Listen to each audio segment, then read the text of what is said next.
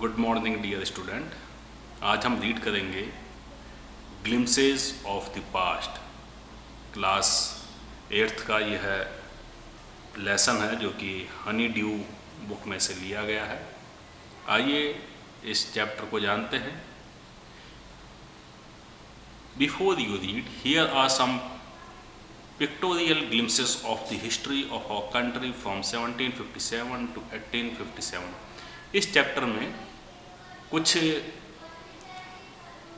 चित्रात्मक झलकियाँ दी गई हैं हमारे इतिहास की, हमारे देश के इतिहास की, जो कि 1757 से लेकर के 1857 तक के घटनाक्रम को दर्शाता है। These pictures and speech bubbles will help clarify your understanding of the condition that lead to the event known as the First War of Independence in 1857। ये पिक्चर्स, ये चित्र और इनके अंदर दिए हुए ये स्पीच बबल्स, ये जो छोटे छोटे से स्पीच बबल्स दिए हुए हैं, जिनके अंदर जानकारी दी गई है, जिनके अंदर कुछ बातें लिखी हुई हैं, ये आपकी इस बात को समझने में मदद करेगा कि किस तरीके से और किन परिस्थितियों में भारत का प्रथम स्वतंत्रता संग्राम 1857 शुरू हुआ। भारत की प्रथम स्वाधीनता की लड़ाई जो कि 1857 में लड़ी गई, उसके पीछे क्या क्या कारण थे, उन सब कारणों को जानने में ये झलकियाँ आपकी काफ़ी मदद करेंगे। द मार्टियर्स, पहली झलकी है मार्टियर्स की, यानी हमारे देश के शहीद। At a function in Delhi, ये दिल्ली के फंक्शन की एक झलकी है, जिसके अंदर आप देखिए एक लेडी जो है हाथ में एक कागज़ लिए हुए कुछ कह रही है। वह क्या कह रही है, आप इस बबल्स को रीड करेंगे, you can easily find out what she is saying. O my countryman, let your eyes fill with tears as you recall the sacrifice of India's martyrs। ओ मेरे देश के लोगों, आपकी आंखें आंसुओं से भर जाएंगी जब आप याद करेंगे हमारे देश के शहीद हुए लोगों को। तो ये जो लेडी है, यह लता मंगेशकर है, जो अपना सबसे पॉपुलर सॉन्ग ए मेरे वतन के लोगों ज़रा आँख में भर लो पानी, जो शहीद हुए हैं उनकी ज़रा याद करो कुर्बानी, गा रही हैं। स्टेज के ऊपर बैठे हुए लोगों में आप देख रहे हैं, एक तरफ इंदिरा गांधी हैं, एक तरफ हमारे देश के प्रथम प्रधानमंत्री, first prime minister of our India Pandit Jawaharlal Nehru हैं, बीच में लाल बहादुर शास्त्री जी बैठे हुए हैं। नीचे हमारे देश के मार्टियर्स की, हमारे देश के शहीदों की कई सारी तस्वीरें दी हुई हैं, इनकी झलकियाँ आप यहाँ देख सकते हैं। So this is the first bubble of this chapter, Glimpses of India। Now come on the next page। दूसरा जो पेज है, यह पेज रिलेटेड है द कंपनीज कॉन्क्वेस्ट।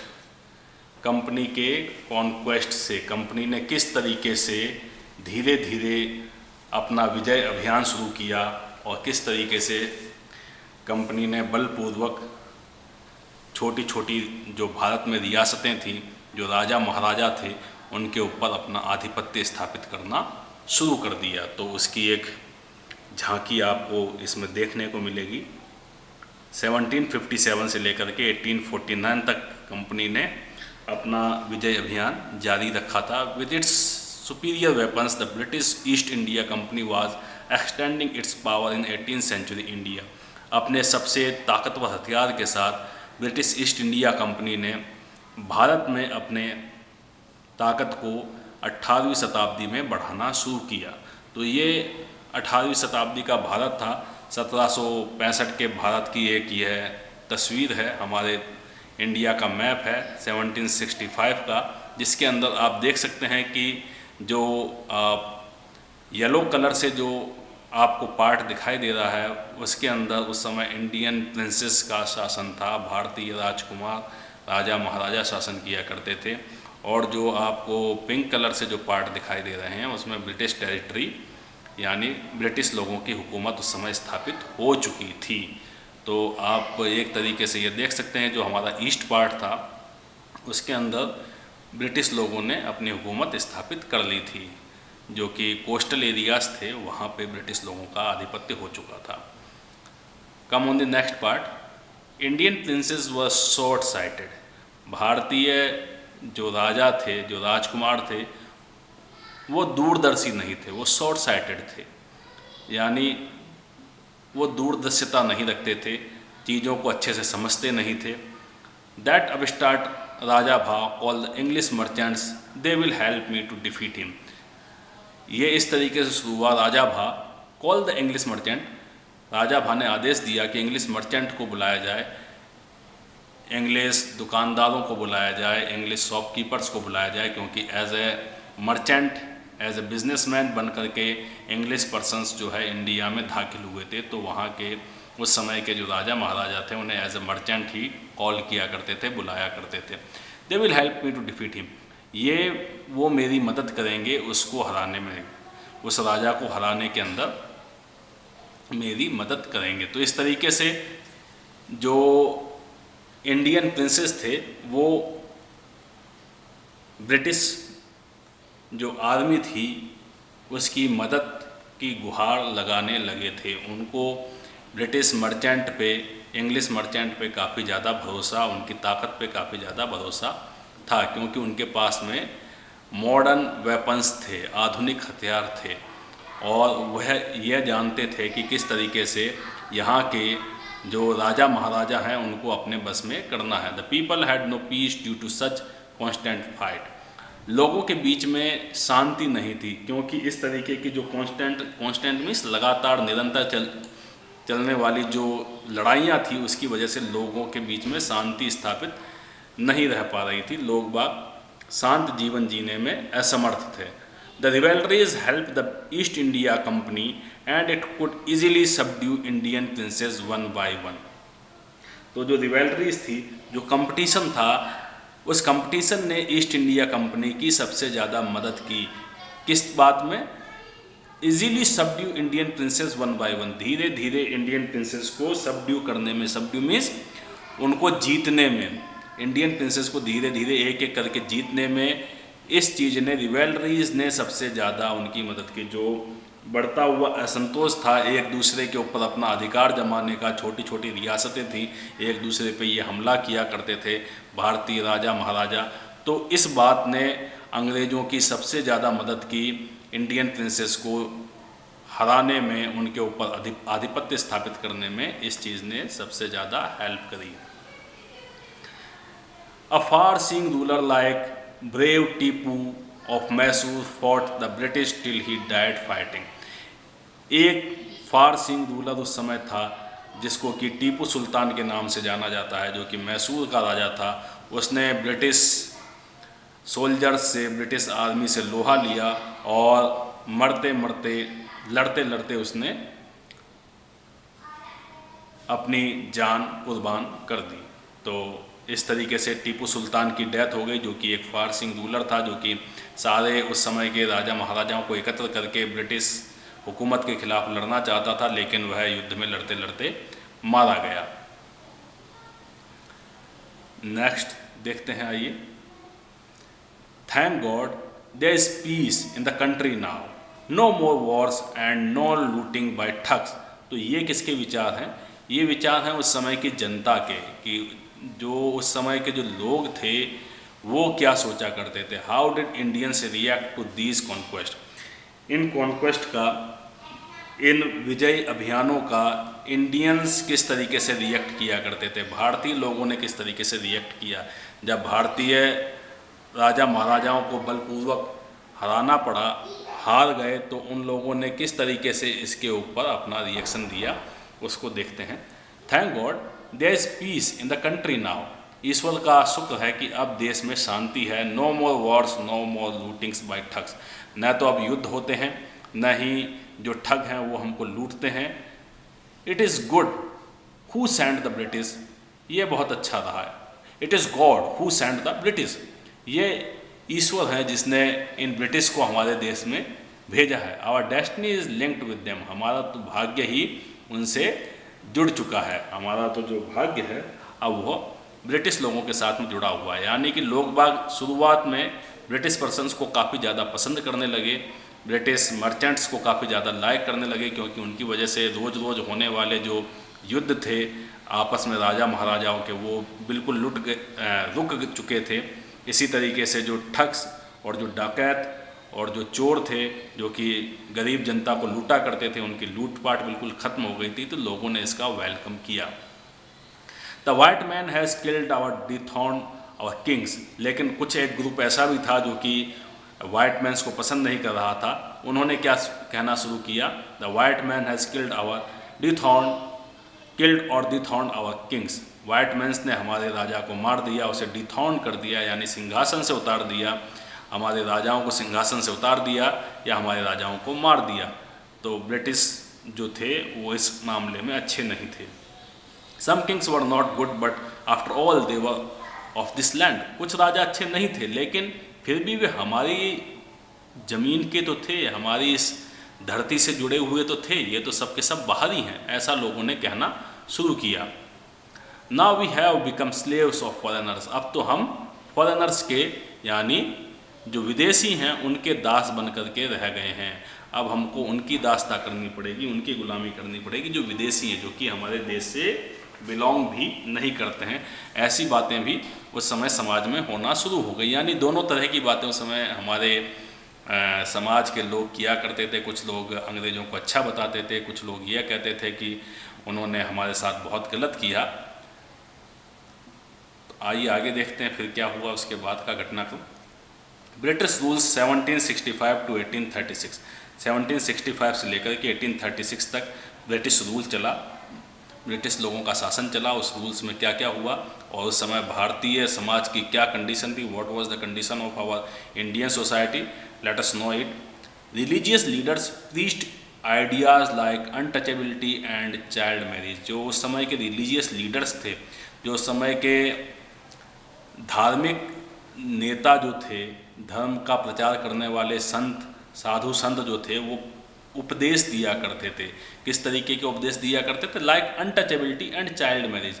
वो अनटचेबिलिटी का और चाइल्ड मैरिज का यानी छुआछूत का और बाल विवाह का जो उनकी प्रीचिंग थी, जो उनके उपदेश थे, वो लोगों को दिया करते थे। यानी कि वो लोगों में दुर्भावना, हमारे समाज में विघटन और दुर्भावना उस समय के जो धार्मिक नेता थे, जो धार्मिक साधु संत थे, जो धर्म का प्रचार करने वाले थे, वो इस तरीके की दुर्भावनाएं और इस तरीके की जो घटिया चीज़ें थी वो हमारे समाज में फैला रहे थे। उन्होंने चाइल्ड मैरिज को प्रोत्साहन देना शुरू किया, अनटचेबिलिटी को यानी छुआछूत को बढ़ाने के लिए प्रोत्साहन देना शुरू किया। इस तरीके की बातें लोगों में फैलाना शुरू कर दी थी। Anyone who cross the seas loses his religion. जो कोई भी इस समुद्र को पार करके दूसरे देश में जाएगा वो अपना धर्म खो देगा। इस तरीके से उन्होंने प्रीच करना स्टार्ट किया। All the misery in the world is due to women. इस दुनिया में आने वाले सारे दुखों का, सारी मिजरीज का, सारी तकलीफ़ों का रीज़न क्या है, वो सारी की सारी तकलीफ़ें, सारे दुख औरतों की वजह से इस दुनिया में आते हैं। इस तरीके की प्रीचिंग करना उस समय के रिलीजियस लीडर्स ने स्टार्ट कर दिया। The truth was that Indians had lost self-respect. The British scorned them. सत्य यह था कि इंडियंस ने अपना सेल्फ रेस्पेक्ट खो दिया था, अपना सेल्फ रेस्पेक्ट को, अपने आत्मसम्मान को उन्होंने खो दिया था। The British scorn them. और ब्रिटिश लोग जो थे वो उनका अनादर करते थे, भारतीय लोगों को वो अच्छी नज़रों से नहीं देखते थे। उनके लिए भारतीय लोग जो थे वो नफ़रत के काबिल थे, वो उनका हमेशा स्कॉर्न किया करते थे, उनका अनादर किया करते थे। एक छोटा सा ऐसा ही डायलॉग यहाँ दिया हुआ है जो कि बताता है किस तरीके से ब्रिटिश पर्सन्स इंडियंस का अनादर करते थे। The natives are unworthy of trust, incapable of honesty. जो यहाँ के नेटिव्स हैं, जो यहाँ के निवासी हैं, वो विश्वास के लायक नहीं हैं, वो ईमानदार भी नहीं हैं। और जो भारतीय व्यक्ति है वो क्या कह रहा है, वो कह रहा है true your honour but I am honest. आप सही कह रहे हैं लेकिन मैं बिल्कुल ईमानदार हूँ। तो इस तरीके के लोग बाग बातें किया करते थे, इस तरीके की बातचीत उस समय हुआ करती थी। ब्रिटिश पर्सन्स जो है इंडियंस पे बिल्कुल विश्वास नहीं किया करते थे, उनका रेस्पेक्ट नहीं करते थे, उनका सम्मान नहीं करते थे। Being merchants the British wanted quick profits, क्योंकि ब्रिटिश पर्सन्स जो थे वो मर्चेंट थे, वे बिजनेसमैन थे, इसलिए वे जल्दी से मुनाफा कमाना चाहते थे। Their heavy taxes forced farmers to abandon their fields, उनके जो हैवी टैक्सेस जो उन्होंने लगाए थे, उन्होंने फार्मर्स को, किसानों को इस बात के लिए उद्वेलित किया कि वो अपनी ज़मीनों को या तो ब्रिटिश लोगों के अधिकार में दे दें या उनको त्याग दें या उनको छोड़ दें। अपने फील्ड्स को, अपने खेतों को या तो वो त्याग दें या फिर ब्रिटिश लोगों के आधिपत्य में उनको दे दें। But your man are taking all my crops, लेकिन आपके जो लोग थे वो तो हमारा सारा का सारा, हमारी सारी फसल पहले ही ले जा चुके हैं। You are still in arrears, लेकिन अब भी तुम्हारे ऊपर काफ़ी ज़्यादा बकाया है। If you don't pay next week I will send you to jail, अगर तुमने अगले सप्ताह तक सारा बकाया नहीं लौटाया तो मैं तुमको जेल भिजवा दूंगा। तो इस तरीके की जो बातें थी उस समय हमारे समाज में जब ब्रिटिश लोगों का शासन था तो हुआ करती थी। ब्रिटिश पर्सन्स जो थे फार्मर्स को और छोटे मोटे जो उद्योग धंधा करने वाले व्यक्ति थे उनको आकर के धमकाते थे, उनका सारा पैसा लूट लिया जाता था, उनकी सारी फसलें लूट ली जाती थी। फिर भी उनसे ये कहा जाता था कि अब भी आपने अपना सारा बकाया नहीं चुकाया है, अब भी आपके ऊपर काफ़ी ज़्यादा एरियर्स ड्यू है और आप अगर उसको नहीं चुकाएंगे तो आपको जेल भेज दिया जाएगा। इस तरीके के उनके ऊपर अत्याचार किए जाने लगे थे। Still the British invented other methods which gave them more profits, इसके बाद भी ब्रिटिश व्यक्ति जो क्या करते थे वो अलग अलग तरीके के मेथड्स की खोज में लगे हुए थे जो उनको ज़्यादा से ज़्यादा प्रॉफिट्स दे सकें, ज़्यादा से ज़्यादा फ़ायदा मुनाफा दे सकें। The goods manufactured in England should not have any import duty when brought into India, उन्हीं में से एक व्यक्ति ने यह सलाह दिया कि जो सामान इंग्लैंड में बनाया जाता है उसके ऊपर कोई भी इम्पोर्ट ड्यूटी नहीं लगनी चाहिए जबकि वह इंडिया में लाया जाता है, यानी उसके आयात करने पर कोई भी हमको शुल्क नहीं लगाना चाहिए। अगर कोई शुल्क लगता भी है तो शुल्क को बिल्कुल तुरंत बंद कर देना चाहिए ताकि ज़्यादा से ज़्यादा वहाँ का सामान भारत में आ सके और यहाँ बिक सके और हमको ज़्यादा से ज़्यादा प्रॉफिट हो सके। तो ऐसा रूल उन्होंने बना दिया। एक गुड आइडिया, ये एक अच्छा आइडिया है। The East India Company's laws began to cripple Indian industries, और इस तरीके से ईस्ट इंडिया कंपनी के जो कानून थे उन्होंने भारतीय उद्योग धंधों को बिल्कुल क्रिपल बना दिया, पंगु बना दिया, उनको बिल्कुल नष्ट करने पर वो लोग तुल गए थे। Inevitably famines followed between 1822 and 1836. 15 lakh Indians died of starvation. इसी बीच में क्या हुआ, फैमिन्स यानी अकाल पड़ा। फैमिन्स भी पीछे पीछे आ गया क्योंकि पहले से ही उत्पीड़न हो रहा था, अत्याचार हो रहा था, उसके अंदर फैमिन्स ने भी पार्टिसिपेट किया और 1822 से लेकर के 1836 के बीच में एक भयंकर अकाल पड़ा जिसके अंदर 15 लाख इंडियंस जो थे वो स्टारवेशन की वजह से, भूख की वजह से मारे गए। The British policies ruined the experts, artisans and their businesses, और ब्रिटिश की पॉलिसीज़ ने यहाँ के एक्सपर्ट आर्टिशियंस को, यहाँ के एक्सपर्ट कलाकारों को और यहाँ के उद्योग धंधों को बिल्कुल चौपट कर दिया, बिल्कुल बर्बाद कर दिया, नष्ट कर दिया। उसी समय एक बहुत बड़े संत, एक समाज सुधारक पैदा हुए जिनका नाम था राजा राम मोहन रॉय। 1772 टू 1833 तक, 1772 में ये पैदा हुए, 1833 तक ये रहे। Ram Mohan Roy, a learned man from Bengal, understood what was wrong with the country. Ram Mohan Rai जो कि एक लर्नड पर्सन थे और जो कि बंगाल से बिलोंग करते थे, जो कि एक जानकार व्यक्ति थे और होशियार व्यक्ति थे और बंगाल से बिलोंग करते थे। Understood what was wrong with the country, वो ये आसानी से समझ गए कि हमारे देश के साथ में क्या गलत हुआ था और क्यों हम लोग जो है अंग्रेज़ों के दास बन गए। Let us not despise ourselves, our ancient culture is great. हमें अपने आप को धोखा नहीं देना चाहिए। हमारा एंशियंट कल्चर, हमारा प्राचीन जो कल्चर है, जो हमारी संस्कृति है, वो बहुत महान है। And we are capable of great achievements, और हम ऊंचे ऊंचे अचीवमेंट प्राप्त करने में समर्थ हैं। We must first reform our society. इसके लिए हमको सबसे पहले अपनी सोसाइटी में सुधार लाना पड़ेगा, हमारी सोसाइटी को इम्प्रूव करना पड़ेगा, रिफॉर्म करना पड़ेगा, ऐसा उन्होंने कहा। सुपरस्टिशंस हैव बीन रुइनिंग अस। हमारी सोसाइटी को किसने बर्बाद कर दिया है? सुपरस्टिशंस ने। जो अंधविश्वास है उसने हमारी सोसाइटी को बिल्कुल बर्बाद कर दिया है। He told his wife Uma. उन्होंने अपनी वाइफ उमा से एक बार कहा था, cows are of different colours. गायें अलग अलग रंग की होती हैं, but the colours of their milk is the same. लेकिन उनके दूध का रंग तो एक जैसा ही होता है। Different teachers have different opinions. अलग अलग टीचर्स की अलग अलग ओपिनियंस हो सकती हैं, अलग अलग समझ हो सकती है, but the essence of every religion is the same. लेकिन हर धर्म का जो इसेंस है, सार है, वो तो एक ही है।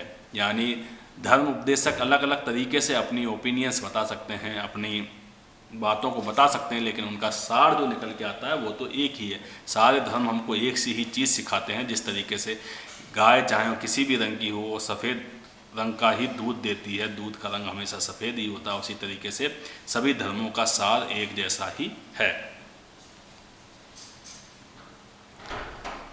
He was attracted by science and modern knowledge। वह साइंस और मॉडर्न नॉलेज से बहुत ज़्यादा प्रभावित थे। राजा राम मोहन राय साइंस और मॉडर्न नॉलेज से बहुत ज़्यादा प्रभावित थे। Knowledge be practical and scientific. और उनका ये मानना था कि जो नॉलेज है, जो हमारी समझ है, जो हमारी जानकारी है, वो हमेशा प्रैक्टिकल होनी चाहिए और वह तथ्यों पे आधारित होनी चाहिए, साइंटिफिक होनी चाहिए, वैज्ञानिक होनी चाहिए। हमारी समझ और हमारी जानकारी हमेशा प्रैक्टिकल और साइंटिफिक होनी चाहिए। He crossed the seas and went to England to see what made the British powerful। यह जानने के लिए कि किस चीज़ ने ब्रिटिश लोगों को इतना पावरफुल बना दिया। उन्होंने समुद्र को भी क्रॉस किया और इंग्लैंड गए और वहाँ जाकर के उन्होंने इस बात का अध्ययन किया कि ऐसी कौन सी चीज़ें थी जिन्होंने ब्रिटिश को इतना ज़्यादा पावरफुल बना दिया। There he told them. वहाँ जाकर के उन्होंने अंग्रेज़ों से भी कहा, we accept you as rulers. हम आपको एक रूलर के रूप में, एक शासक के रूप में स्वीकार करते हैं। And you must accept us as subjects. लेकिन आपको भी हमें अपनी प्रजा के रूप में, अपनी सब्जेक्ट्स के रूप में स्वीकार करना चाहिए। But you must remember the responsibility A ruler ओज टू हिज सब्जेक्ट्स। लेकिन आपको इसके साथ साथ याद रखना चाहिए, उन जिम्मेदारियों का आपको एहसास होना चाहिए जो कि एक रूलर की होती हैं, जो कि एक शासक की होती हैं अपनी जनता के प्रति। अपनी जनता के प्रति हमेशा शासक को ऋणी रहना चाहिए, अपनी जनता के प्रति हमेशा शासक को उदार रहना चाहिए। तो आपको अपनी इन रिस्पॉन्सिबिलिटी का, इन जो आपकी जो रिस्पॉन्सिबिलिटी है, आपकी जो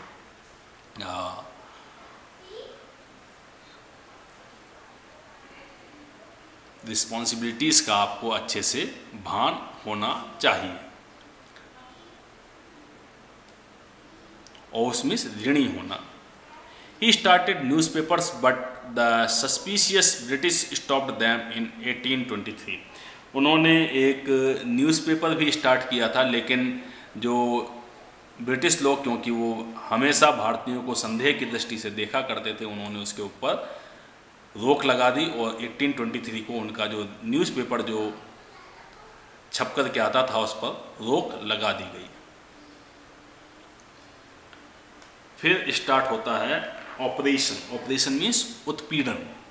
1765 से 1835 तक अंग्रेज़ों ने भारतीयों पर बहुत अत्याचार किए। तो उनकी जो झलकियां हैं वो आपको इन चित्रों के माध्यम से और इन बबल्स के माध्यम से जानने को मिलेंगी।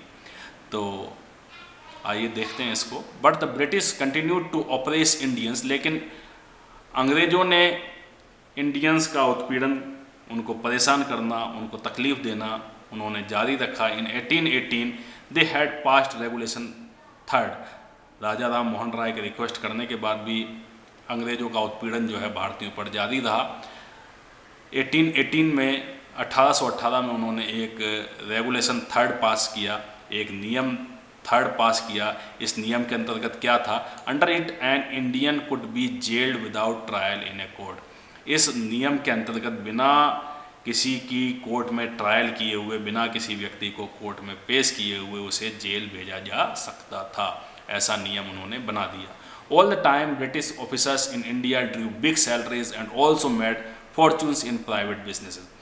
और पूरे समय अंग्रेज़ लोग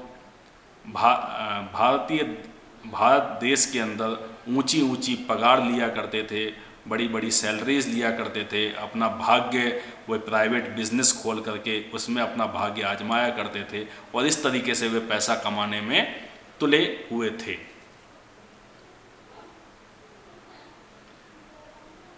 By 1829, British was exporting British goods worth 7 crore rupees to India. 1829 तक ब्रिटिश जो मर्चेंट थे उन्होंने 7 करोड़ रुपीस का ब्रिटिश सामान जो है भारतीय देश में आयात कर लिया था। यानी इतना सारा सामान भारतीय देश में पहुंच चुका था, उसकी बिक्री यहाँ पे हुई थी और उससे उनको काफ़ी ज़्यादा प्रॉफिट भी हुआ था। The British prospered on the company's loot while Indian industries began to die. British तो प्रोस्पर हो रहे थे, वो तो फल फूल रहे थे। उनकी कंपनी की लूट की वजह से ब्रिटिश पर्सन्स जो थे वो बहुत फल फूल रहे थे, उनका जो बिज़नेस था वो खूब फल फूल रहा था। लेकिन दूसरी तरफ जो इंडियन इंडस्ट्री थी वो मरने के कगार पे आ चुकी थी, यानी वो नष्ट होने के कगार पे आ चुकी थी।